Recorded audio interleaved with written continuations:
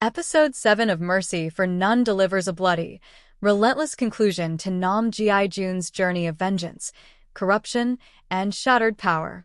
The Netflix kdrama builds tension to a brutal climax, leaving behind a trail of dead men and a final moment of emotional catharsis. Here's a breakdown of the ending and what it all really means. Secrets, guns, and betrayals. The episode kicks off with Ji-sun discovering a hidden gun in Yongdu's office, an ominous sign of what's coming. At the same time, Chairman Ji-woon's funeral begins and power is shifting behind the scenes. Elsewhere, Song-won is set up by Ji-sun through Song-cheol. Betrayed by his own ally and ambushed by gangsters, Song-won loses a suitcase full of cash, revealing the ruthlessness of Ji-sun's rise. Meanwhile, Ji-jun intercepts a package full of incriminating recordings that exposes the darkest secrets of Ji-sun, Yongdu, Ji-woon, and Bong-san. Ji-jun defeats Yongdu's men and then takes on the Japanese assassin Kaneyama, the man responsible for killing Ji-suk. Fueled by grief and rage, Ji-jun kills him in a fierce and symbolic battle. Ji-jun's final hunt begins. Ji-jun confronts Yongdu, who shoots him twice, but Ji-jun doesn't stop. Bleeding but fueled by vengeance, he kills Yongdu in a graphic and merciless showdown. This sets the tone for the final confrontation. Back at the church, Ji-sun aligns with the deputy chief prosecutor and Yongdu's mole, consolidating power with the help of political corruption. But Ji-jun sends a clear message: he's coming next. He visits his brother Ji-suk's resting place, then hands over the flash drive of Ji-sun's crimes to Hae-byum, urging him to act wisely and not resort to violence. The noose begins to tighten. The corruption unravels publicly. Ji-sun, now fully in control, launches a partnership between Ji-woon and Bong-san groups. De Croo Hotel is renamed JW De Croo, symbolizing his empire. He gives a speech promising a new system where illegal activities are rebranded as legitimate, a chilling comment on systemic corruption. But that celebration collapses quickly. Hae-byum, with lawyer Yoon's help, leaks the incriminating recording to journalists. The media explodes with headlines, and the guests flee the event. In a fit of rage, Ji-sun murders the deputy chief prosecutor, triggering chaos within his crumbling empire. Ji-jun vs. Song-cheol. Ji-jun arrives at the hotel to find Song-cheol waiting. Pretending to help, Song-cheol betrays him with a knife. They fight, and although Ji-jun wins, it comes at a high emotional cost. Song-cheol was once a friend.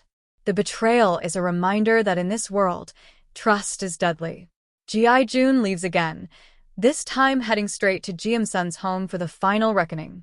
Was it all worth it, Ji-sun? At home, Ji-sun sits in his father's chair, a symbolic throne of emptiness. Ji-jun asks the question that echoes the series' theme. Was it worth everything? Ji-sun, disillusioned and drained, admits that the joy of winning has vanished. With nothing left to cling to, he pulls out a gun. But before he can shoot himself, Ji-jun slashes his wrist, forcing him to suffer instead of escaping quickly. It's a poetic form of justice, slow, painful, and fitting for the architect of so much misery. Does Nam Ji-jun die?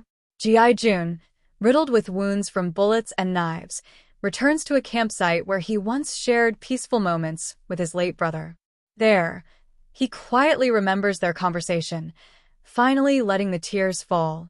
Morning arrives, and Ji-jun is still in the same chair, motionless.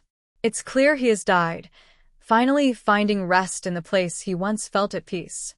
Ending themes: redemption and rot. Mercy for None doesn't shy away from gore, violence, or the moral grayness of revenge. The series finale is an emotional bloodbath that spares almost no one.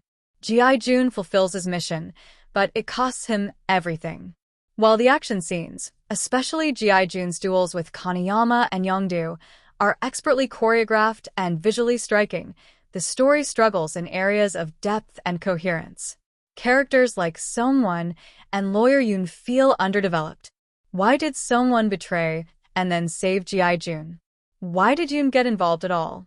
Most frustrating is how quickly Sun's story ends. After years of maneuvering, he holds power for barely 2 days before falling apart. One leaked audio clip undoes everything? It feels implausible given how calculating and ruthless he's been. A bleak but fitting end. Despite some uneven storytelling, Mercy for None succeeds in giving a satisfying end to G.I. June's arc.